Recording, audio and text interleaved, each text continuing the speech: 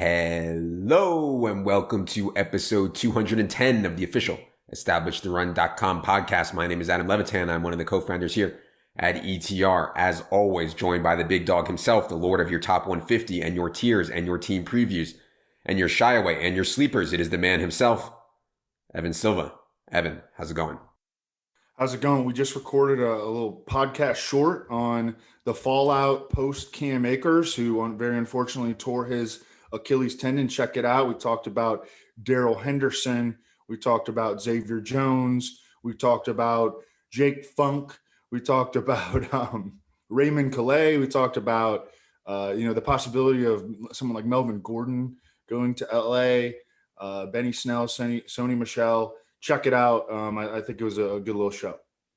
On today's show, we're going to talk about the ultimate water cooler topic, right? Like the guys at the office, the dudes at the office, they don't want to hear about optimal roster constructions and Arthur Smith's personnel tendencies and injury rates at various positions. No, they want to know about the round one guys, the stars. And that's what we're going to do today. We are going to go player by player through round one, talking range of outcomes, talking trouble spots, talking about how we would have round one versus ADP.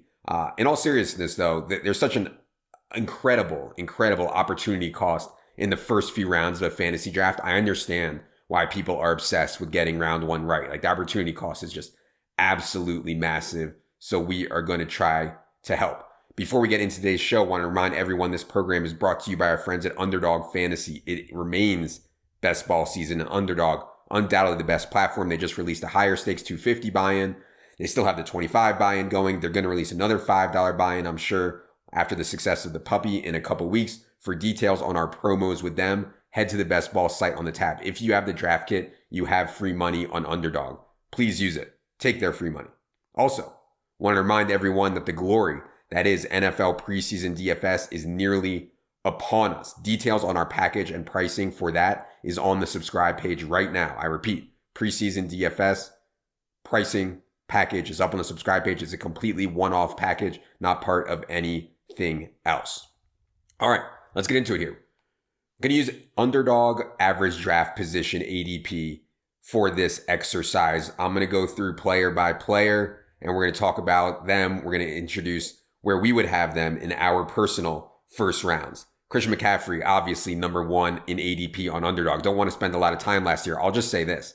In 3 games that Christian McCaffrey played last year, 28, 25, 37 DraftKings points. And he left 2 of those games early due to injury. In 2019, he finished 120 points clear of any other running back. And that was with Teddy Bridgewater and Kyle Allen and a kind of a late career Cam as his quarterback. I think it's pretty insane not to take Christian McCaffrey at number 1 overall if you have that pick. These Sam Darnold criticisms don't really hold water with me. Christian McCaffrey, obvious for me, number 1 overall pick. Evan, any disagreement there or any takes on CMC?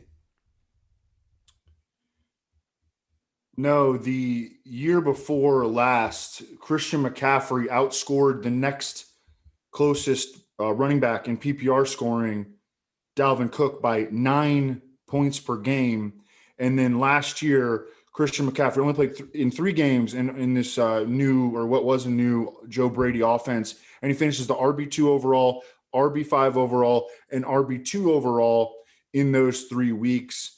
There really was no lessening of his role. Now he even has less in-house competition. Mike Davis is gone to Atlanta. It looks like Chuba Hubbard, a 4th-round rookie, will be the number 2 back there.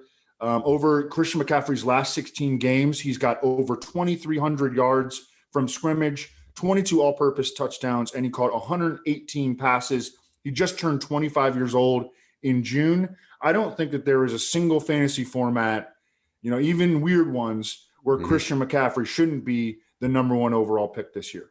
Totally agree. Okay. At number 2, I think it's a no-brainer also. Dalvin Cook, number 2 overall in ADP, number 2 on my board in all formats, has had a bunch of injuries in his career, but man, really, really insane efficiency and really, really strong pass game role. And I'd add that the Vikings offensive line additions, they've put a lot of draft capital into the offensive line. 23rd overall, Christian Darrisaw in 2021. Wyatt Davis, round 3 in 2021. Round 2 in 2020. Ezra Cleveland, 2019 round one Garrett Bradbury. I could see all four of those guys starting for the Vikings this year. So, I mean, really good offensive line, or could be a really good offensive line. And Dalvin's just been doing it no matter what. So I think no brainer. Dalvin Cook, pass game role, red zone role, everything for Dalvin Cook. No brainer number 2 for me. How about you? Yeah, and as you mentioned, Dalvin Cook has had a lot of injuries and surgeries over the course of his career, even going back to Florida State. I believe he had 2 shoulder surgeries in college before entering the league. He has not played more than 14 games in an NFL season. With that said, I'm kind of looking at this offseason as a nice one for him because there's been no news, there have been no surgeries, there have been no injuries. It's like the healthiest season that he's experienced maybe since college, since maybe early in his college career. He's still only 26. He showed last year that he could handle a true full workload, 356 touches, and he still was efficient. He averaged a career high of 5 yards per carry. Only Derrick Henry gained more yards after contact than Dalvin Cook. As you mentioned, the Vikings, for once, finally have what looks like a young and promising offensive line. And, we've been bullish on the Vikings win total over for months. Since very, very early in the offseason, we think that their defense is going to rebound. We think that their offense has a pretty nice floor. I think Kirk Cousins is a solid starter. Justin Jefferson stepped forward as maybe, already a top 5 receiver in the league. Adam Thielen, rock solid. We're looking at a step forward, another step forward for Irv Smith. So, and especially if Aaron Rodgers doesn't come back, I mean, Vikings are going to win the division, I think, if Aaron Rodgers doesn't come back. Yep. So, and all that adds up to positive game script for Dalvin Cook, and Mike Zimmer has shown that he is very willing to ride Dalvin Cook, into the ground. So the volume, the talent, the situation, I think that there's like almost a teardrop in the first round. There's actually a tier between McCaffrey and Cook, but then I think that he's almost in his own tier. I think that Dalvin Cook should be the consensus number 2 overall pick. Yeah, Mike Zimmer, you mentioned, noted for having the sex with beautiful women who have beautiful Instagram pages and also establishing the shit out of the run. You don't see that very often, but props to Mike Zimmer. Okay, 3rd overall is where it gets interesting. I've seen arguments for all kinds of guys. I've seen all kinds of different guys go 3rd overall. On Underdog, ADP is Derrick Henry 3rd overall. On my board for half PPR, it's Derrick Henry. I understand that there are some questions. He loses Arthur Smith. They add Julio Jones. We can't project Derrick Henry for more than 1.5 catches per game. And Henry's coming off a season in which he touched the ball 409 times in the regular season. Now, all that said, I still like Derrick Henry at 3 because no team builds their offense through a player like the Titans build through Derrick Henry. And I know Arthur Smith is gone. The offensive coordinator upgrade is from in-house. I think the Julio Jones addition stabilizes the offense, right? Maybe they lean pass a little bit more, but there's going to be red zone chances galore. And I know I'm not breaking news here, but Derrick Henry is just such a massive outlier. Like, I think people overrate their ability to identify outliers, and the losses they incur while trying to identify outliers outweighs the upside. But it's just so obvious that Derrick Henry and Tyreek Hill, who we'll get to in a second, are total freaks. So I'm on Derrick Henry at 3rd overall. I think there's fewer questions around him than there are around a lot of other guys that we're going to talk about here, like Kamara, like Barkley, like Zeke, like some of the receivers. So I'm in on Derrick Henry at 3rd overall and half PPR. That's where the ADP is. What say you about the big dog?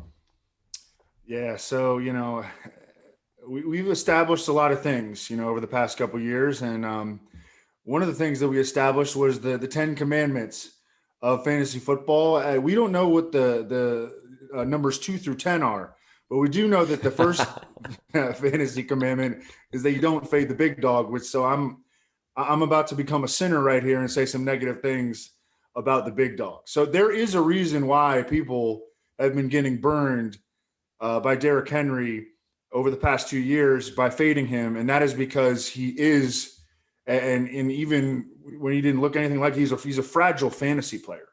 He's fragile because he doesn't catch passes. He's hugely reliant on rushing yards and rushing TDs and positive game script.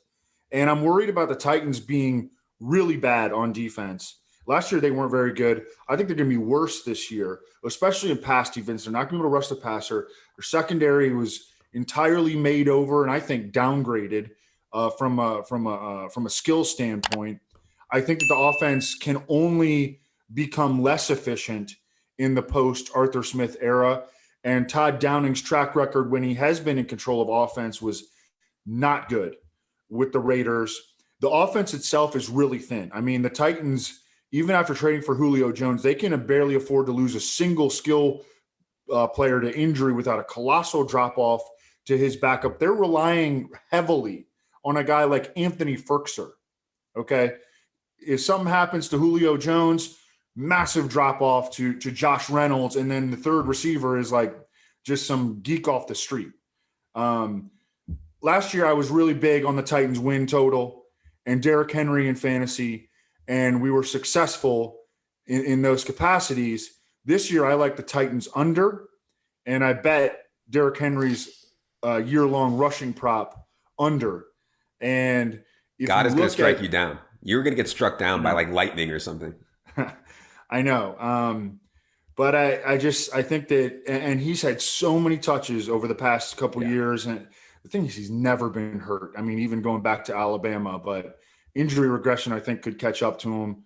So if the Titans are worse, I mean, he's going to feel it because he is the most game script dependent first round pick in all of fantasy.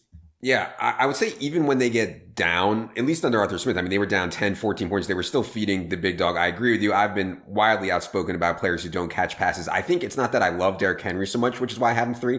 I have massive questions about some of these other guys. You have Derrick Henry 6th overall in your top 150 right now. You have Alvin Kamara 3rd. And that brings us to what I think will be a pretty good argument here, because I actually have Alvin Kamara down at 9th overall. He's 4th in ADP on Underdog. I am really worried about Alvin Kamara. He will lose plenty of work to Latavius Murray, something in the 30 to 35% range. He needs that really high target share and that really high catch rate. And that's all Drew Brees could do. I mean, all Drew Brees could do was literally check the ball down to Alvin Kamara. I mean, and now Taysom, my God, in Taysom's 3 starts last year, 3 real starts. I'm throwing out the Denver game because that was just like not an actual NFL football game. In the other 3 games, Kamara had 0 catches, 2 catches for 9 yards, and 7 for 44. Taysom is also a massive red zone threat. He had 9 carries from inside the 5-yard line last year. That's most among all QBs except for Cam Newton. Taysom only threw at running backs 19% of the time last season. Under Breeze and Teddy, the Saints are up around 25, 26%. So I think there's big problems for Kamara in the pass game if Taysom Hill even plays a quarter or half the games or a quarter or half the snaps. And then we also have all these red zone issues as well with Taysom, with the Saints regressing as well. So I'm worried about Alvin Kamara, man. Again, I have him 9th overall. You have him 3rd. So we have a pretty wide gap here. Is your ranking based around Jameis getting the job? And would you downgrade Kamara if it ends up being Taysom? And what are your other thoughts around Kamara? No, I think I've said this a lot, that I think that both of the quarterbacks are going to play, and possibly in like a true 2 quarterback system. That wouldn't even surprise me. But with Alvin Kamara, I'm banking on 3 things. Number 1, Sean Payton treating Alvin Kamara as the Saints' offensive focal point from a play calling and a schematic standpoint, regardless of who is under center. You know, you mentioned those 3 games to draw on with Taysom Hill. Well, I remember that. And, you know, in those first 2 games, it was clear that the way that Taysom Hill was playing was limiting Alvin Kamara, his touching of the football, especially in the passing game. And then we got word from Underhill that Sean Payton was like, "Yo, we can't keep doing this." And they made sure that Alvin Kamara in that 3rd game, when he had 7 catches, you know, they made sure to like change the offense and made sure to get the ball to Alvin Kamara. And I just that's got to be the focus, you know, of the offense this year. I mean, they've got Alvin Kamara and they've got Michael Thomas and they got a bunch of other, you know, goofballs, Marquez Callaway, and you know, guys that we were kind of intrigued by. Traquan Smith, who's been kind of an underachiever. But I mean, there are 2 guys that they need to be the offensive focal point. Alvin Kamara needs to be the number 1. Number 2, the best offensive line in the league that is returning all 5 starters And number 3, just Alvin Kamara's individual playmaking ability. I think his touchdowns will go down, but he scored a lot last year, so he's got a lot of room for regression to still be a double-digit touchdown scorer. And I still think he's going to be 17 and 19 touches per game. I'm not sure he'll get back to 80 catches, but I do think he'll catch above 70 and could absolutely get up to 80. He's been right above 80 every year of his career, still squarely in his prime. So a lot of betting here on the coaching and the scheme, and just on Alvin Kamara being a tried and true elite dynamic talent at the running back position. Yeah, I just don't think that we can use the Drew Brees running back target stats to apply them to Jameis and Taysom. I just don't think that we're going to see him catch the ball at nearly the same rate, have nearly the same target share. I agree with you. They don't really have much else besides Kamara and Michael Thomas. It's a real problem. Sean Payton's going to make sure that he will. So I will ask you this, though. What's the difference between Aaron Jones' role and Alvin Kamara's role? Like, they both have, 11, 14% target share. They're both going to get maybe around 50% of the team's carries. But one guy's ADP is like 4 in Alvin Kamara, and Aaron Jones' ADP is like 17. I mean, what's the difference between the usage of Jones and Kamara? I think that it's more the offensive environment, that it could go in the absolute tank with Jordan Love. I mean, Jordan Love might be really bad. Yeah. That's in play. He was terrible by all accounts during training camp last year. He couldn't even get on the active game day roster as a rookie. Over who was the guy playing ahead of him? Tim Doyle, I believe. Is that his Boyle? Name? Tim Boyle, right? Yeah, he had some moments in the preseason a couple years ago. But I mean, Tim Boyle was ahead of Jordan Love on the depth chart last year. That's concerning. I think that one of the reasons that Aaron Rodgers is pissed is because he went to training camp last year. Jordan Love is out there throwing ducks, throwing the ball in the dirt, and he's like, "What did we draft?" Who is this scrub? I mean, the guy had almost as many interceptions as touchdowns in his final year in college. He wasn't even good at Utah State. Okay. I mean, Jordan Love could be really freaking bad. You remember Brett Hundley? Yeah, I think he could be like Brett Hundley level, and that, can contribute to sink the offense. That's the concern right now with Aaron Jones. If Aaron Rodgers comes back, I think Aaron Jones vaults right back into the first round, and deservedly so. If Aaron Rodgers comes back, I mean, to me, it's no doubt Aaron Jones over Alvin Kamara. For me, at least, no doubt. I don't know if that's a hot take or not. Okay. We've been through the first 4. 5th in underdog ADP is Ezekiel Elliott. And Ezekiel Elliott has been rising rapidly up boards, including up your top 150. There's no doubt Ezekiel Elliott was bad last year. 43rd among 63 qualifying halfbacks in PFF's grade. Thought he just looked really slow on the eye test. But Tyron Smith, Lyle Collins, Zach Martin were all hurt. And man, this offense, I mean, major candidate to lead the entire NFL in yards per play, in yards per game, in points per game, in TDs per game. And so I like Ezekiel Elliott a lot. I actually have him 5th. We haven't gotten to my number 4 guy yet. I actually have Ezekiel Elliott up to 5th right now. You have Ezekiel Elliott 4th in your latest update to the top 150. That's a big move for you. You started out with a little bit lower on him, and now you're all the way up to 4th on him. But yeah, I mean, they paid him 6 years, $90 million. He's going to touch the ball a ton. I don't want to hear this Tony Pollard nonsense. I think Tony Pollard might be better. It doesn't matter. Dallas is not going to give Tony Pollard the ball at the expense of Ezekiel Elliott, in my opinion. So I like where you have him. I like where he's going. I have him 5th. His ADP is 5th. You have him 4th. Go ahead on Zeke. Yeah, so that initial top 50, and we talked about it at the time. It's really based on feel and can be very influenced by recency bias and watching the games. And as we move through the offseason, it becomes a lot more data oriented, and just straight off statistical projections. Like Ezekiel Elliott is going to have an awesome statistical projection, and he's got fewer worries than does Saquon Barkley from an injury standpoint. And then I just laid out the case, the bearish Derrick Henry case in full. And so that's why I moved them up past those 2 guys. But yeah, I mean, you said it all. The offensive environment, you could not draw up a better one than what Ezekiel Elliott is going to be playing in this year.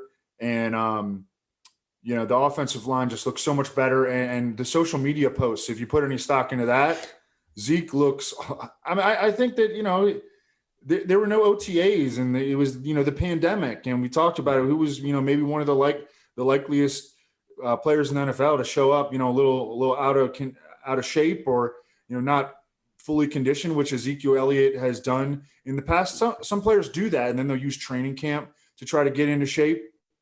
But it looks like Zeke is going to show up to training camp in tip-top condition this year, and hopefully regain the step that he seemed to lose last season. I'll also say this about the Tony Pollard stuff. We've been doing this a long time, going back 15 years. Every offseason, there's stories that X backup running back they're going to line them up together. The X backup running back is going to line up as a wide receiver, and it rarely comes to fruition. So I like Tony Pollard. I think he's awesome. It doesn't matter. The Dallas coaches. You're being kind with the rarely there. I would say,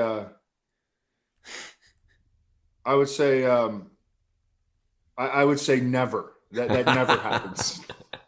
All right. Underdog ADP, we're up to the 6th spot now. It is Travis Kelce. I have Travis Kelce 7th. You have him 9th. So Travis Kelce is 6th in Underdog ADP. He will be 32 in October. He's starting to come up a little bit in the age model, but absolutely no sign whatsoever of slowing down from Travis Kelce. You could argue he's coming off his best NFL season last year, and KC did very little to add threats to his target share, and Sammy Watkins is gone. It's all about position scarcity. I would be shocked if anyone topped Travis Kelce at tight end, but there's only like a few guys that even have a chance to, like only like Darren Waller, Kittle, and maybe Pitts are like even threats. Whereas at running back or wide receiver, I mean, geez, each week I could give you 20 guys who could be, especially wide receiver, I give you 20 guys who might be the wide receiver 1 on the week. So for me, that's why I have Kelce at 7th. Overall, his ADP is 6th. You have him a little bit lower at 9th. I think in season-long managed leagues, you can make a case that tight ends like Kelce aren't worth as much because of streaming possibilities. But yeah, go ahead on Travis Kelce, who again will be 32 in October, but no sign of slowing down. Yeah, so I have Travis Kelce at number 9 overall. I hate having him that low. Just an absolute beast. He might be the greatest tight end of all time. He's getting to be the greatest fantasy tight end of all time. He's been the overall tight end 1 5 straight years in PPR scoring.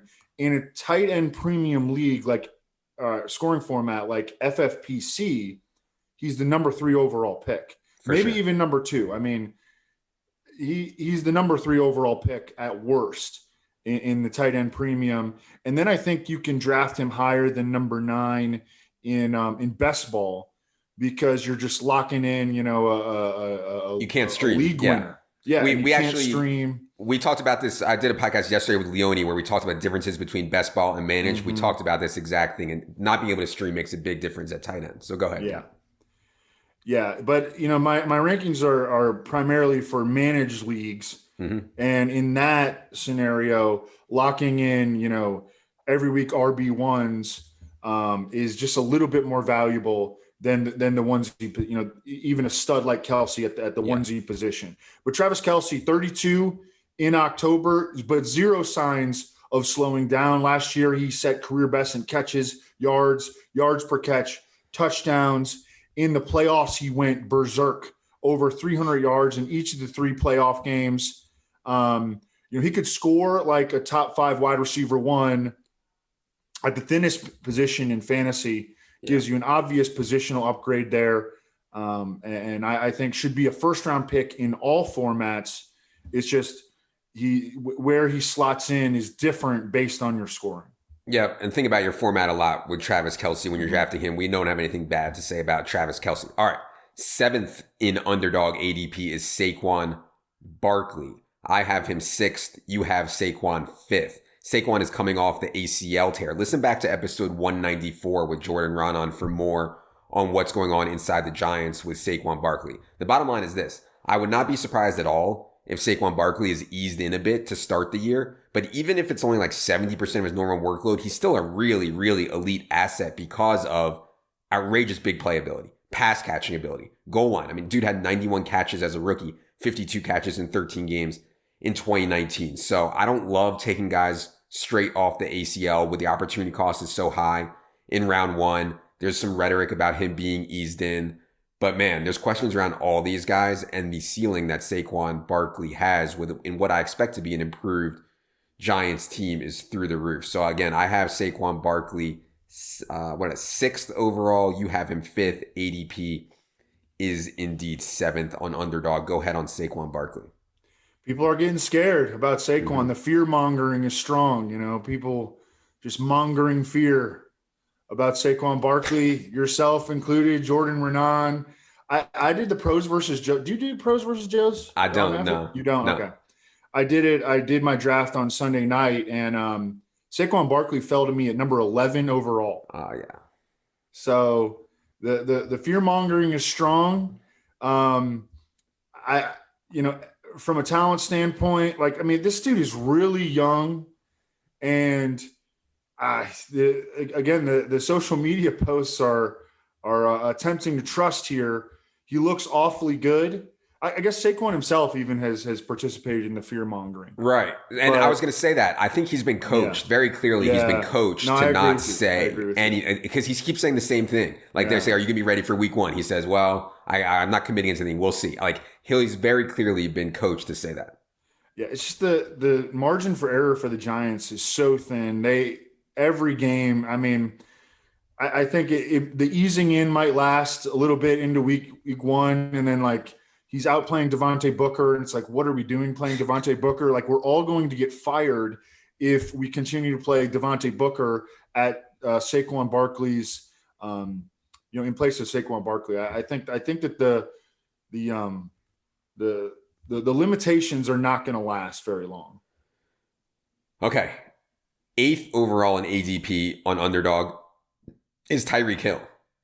You have him seventh, and this is where I'm a big outlier. I actually have Tyreek Hill fourth overall, and that's for managed leagues where I think that wide receiver, you can churn. Listen back to the pod I did yesterday with Leone for more on this, but essentially the idea is wide receivers are worth more in managed leagues because you can churn through. There's going to be so much chaos, injuries, depth chart changes, the running back position. If you're grinding the wire, then you can find elite running backs. You cannot do that at wide receiver. You're not finding someone comparable to Tyreek Hill or Steph Diggs or DeAndre Hopkins or whoever off the wire at the wide receiver position. It just doesn't happen. So I have Tyreek Hill actually at fourth overall.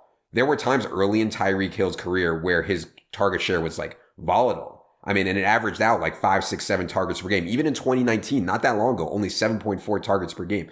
But last year, you saw the full possibilities when he was up at 9 targets per game, 23% target share in Patrick Mahomes. Chiefs pass rate over expectation is going to be in the top 3 in the league. Sammy Watkins is gone. I think it's just total wheels up and another massive year for Tyreek Hill. And I just don't see the questions around him that I see questions around Kamara, Barkley, Zeke. I think there's more questions around those guys. Tyreek Hill, it would just be a total upset. You would be absolutely floored if Tyreek Hill didn't get over 1,100 yards, 8 or 9 touchdowns this year. Absolutely floored if that didn't happen. I think there's a lot of safety around Tyreek Hill. I, again, have him fourth. Overall, it's going to be really high, but I understand why people have him a little bit lower at the wide receiver position. Go ahead on Tyreek Hill, Evan.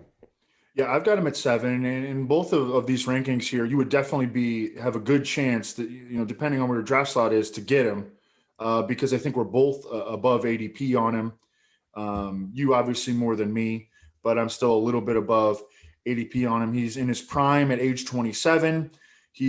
Drafting him positions you to build a Chief stack, which is real sexy, with maybe Clyde Edwards-Helaire in the 3rd, and maybe Mahomes at the top of the 4th. Maybe McCole Hardman later on. But it's a really great situation because it's such an efficient, high-scoring passing game, but it's also a narrow target distribution because Tyreek and Travis Kelce are clearly at the top, and then there's a bunch of role players competing for scraps behind them: McCole Hardman, Demarcus Robinson, maybe Byron Pringle. I think that if Aaron Rodgers comes back, then Davante Adams might shoot actually ahead of Tyreek Hill for me. But right now, I think that Tyreek Hill should be the absolute consensus overall wide receiver 1. And even if Rodgers comes back, I think you can still make a good argument for Tyreek Hill. I think he could finish with the most targets of his career this year. Yeah, literally, can't fail. And I can, all these running backs, certain paths to failing. We've outlined some of those so far. 9th overall in average acquisition on Underdog is Jonathan Taylor. And I have Jonathan Taylor. Let me see here real quick.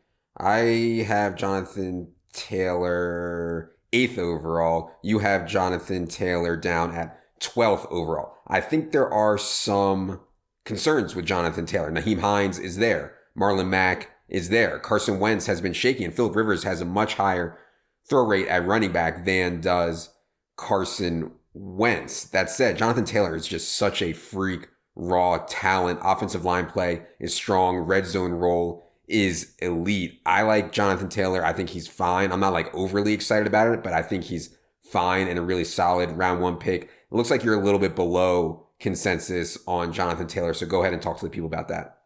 Yeah, and it's primarily because I moved Austin Eckler ahead of him. Mm-hmm. But for Jonathan Taylor, I mean, Austin Eckler could catch, he's in this Kamara role. I think he'd catch 80 passes, no problem. And he might catch 90. And then with Jonathan Taylor, I think he would do well to catch like 35. But I have Jonathan Taylor as a first round pick. He's just a fringe first rounder. Remember, he struggled in the first half of the season. People were actually comparing him to Trent Richardson. Mm-hmm. I shit you not. This is something that happened. He was averaging 3.8 yards per carry, had 4 touchdowns in the first 10 games. Then he just went off. 134.5 total yards per game and 9 TDs over his last 6 appearances. He caught 92% of his targets, averaged 7.7 yards per target. That was really promising because Jonathan Taylor did not have an extensive pass catching background coming out of Wisconsin. He's 226. He runs 4.39. You're right. I mean, he's a pretty freaky talent. And, I'd have him a little bit higher if I had his receiving projection higher. But I just think that Austin Eckler, he's starting with like a 60-point head start just in straight receptions. And that's not even including the advantage that he would get from, his receiving yards over Jonathan Taylor and his receiving touchdowns. Austin Eckler scores above expectation as a receiver. So that's why I have Eckler ahead of him. Yeah, and I'm totally fine with that. ADP on Austin Eckler is 11th overall right now. Obviously the concern with Eckler is going to be that somebody else, they're going to use a big back. Like they're going to. I don't know how much the big back's going to play. They're going to use one of Larry Roundtree or Justin Jackson or Josh Kelly as the big back along with Eckler. And that's why I have Eckler down a little bit further. I have him at 12th overall. But yeah, Eckler 11th overall in ADP. And I just want to bet on Eckler's talent. Going back to 10th overall in ADP, though, on Underdog, is Stephon Diggs. Stephon Diggs, to me, is a very similar case to Calvin Ridley. And I actually have Calvin Ridley as a first-round pick. I have Calvin Ridley 10th. I have Steph Diggs 9th. The only reason I have Diggs ahead of Calvin Ridley is because I think there's some outcomes in Atlanta where Matt Ryan just, falls off the face of the planet. And Josh Allen is not falling off the face of the planet. Josh Allen is in his prime, very much so. But I think Diggs and Ridley are both really, really similar cases. But yeah, I have Steph Diggs 9. He's going to, again, really hard for him to fail in a Buffalo offense, which will be among the top 3 in pass rate over expectation, which will be extremely aggressive down the field with Josh Allen. So again, unlike some of these running backs who you can poke a ton of holes in, the wide receivers, it's way harder to poke holes in. Again, I have Steph Diggs 9th. His ADP is 10th. You have Steph Diggs 10th as well. Go ahead on him. Yeah, I love continuing to bet on this Buffalo Bills offense. Recently moved Josh Allen to overall quarterback 1 in our rankings, and I'm probably going to continue to juggle that. But I like having Josh Allen number 1, and obviously Stephon Diggs and Josh Allen formed a truly symbiotic relationship, despite very little time together entering last season. They were ready to go from the jump. Brian Daboll runs the pass heaviest offense in the league, adjusting for game script. And Diggs coming off league highs in receptions and receiving yards, career high 166 targets, career high catch rate. He is 27 years old still. I think zero slowdown should be expected from Stephon Diggs. So just keep betting on this situation. Yeah, 11th overall, we mentioned already, Austin Eckler. Just want to bet on talent and receiving ability with him. Dude is a monster for sure. And want to bet on the Chargers offense also. 12th overall, though, is a guy that I think we're going to be fading here because I don't have Nick Chubb anywhere near my first round. You have Nick Chubb down at 16th overall. In other words, we're not getting Nick Chubb because his ADP is up at 12th overall. I mean, he's in a timeshare. He doesn't have a pass game role. In order to pay this off, you have to rip off at least 5 yards per carry and maybe closer to 6. And I get it. He's done it. He can do it. Obviously, I think one of the best offensive lines in the entire NFL, Tampa, New Orleans, Browns all come to mind as elite offensive lines. By the way, Brandon's getting his rankings ready for the draft kit. Those will be up soon. But 18 targets in 12 games last year for Nick Chubb.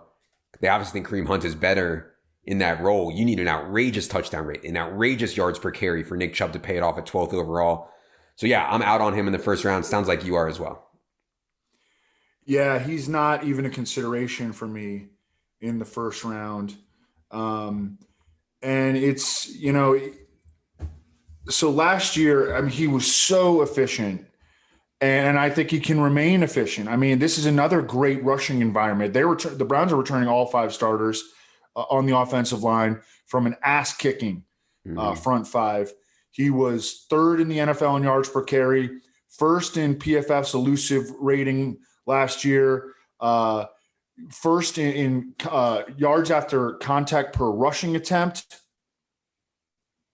But he drew 2 targets or fewer in 10 of 12 regular season games and 1 or fewer in 8 of those 12 games.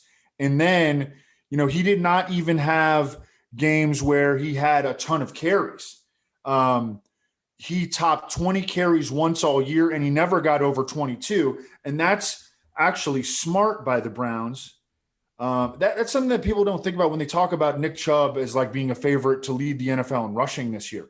He doesn't get like Derrick Henry kind of usage. I actually thought that Cam Akers was going to be a better bet for straight up carries than Nick Chubb this season. I think Cam Akers definitely would have been a better bet to lead the NFL in rushing, just based sheerly on the workload. So he's not seeing action in the passing game, and he's not even getting as much rushing work as you kind of might imagine, because they are using, and this is smart, and it helps Nick Chubb's efficiency, and it keeps him healthy, or at least it has, gives him better probability to stay healthy over the course of the year. And it makes all the sense in the world because Kareem Hunt's a baller too. Shoot, Kareem Hunt won a rushing title before. So that's what you're getting from Nick Chubb, a really good real-life football player who is overrated in fantasy. Okay, so both of us don't have Nick Chubb in our top 12. Both of us do have a wide receiver in there. You have DeAndre Hopkins at 11th overall. I have Calvin Ridley in there as well. I mean, we have Calvin Ridley projected for a 24.5% target share, which is massive. I could see it being even higher than that, 26. I mean, he was pushing 30% target share without Julio last year. And not only that, not only does he have this massive target share, does Calvin Ridley, but he also has a top 10 ADOT, average depth of target. Yeah. And he also has an awesome catch rate.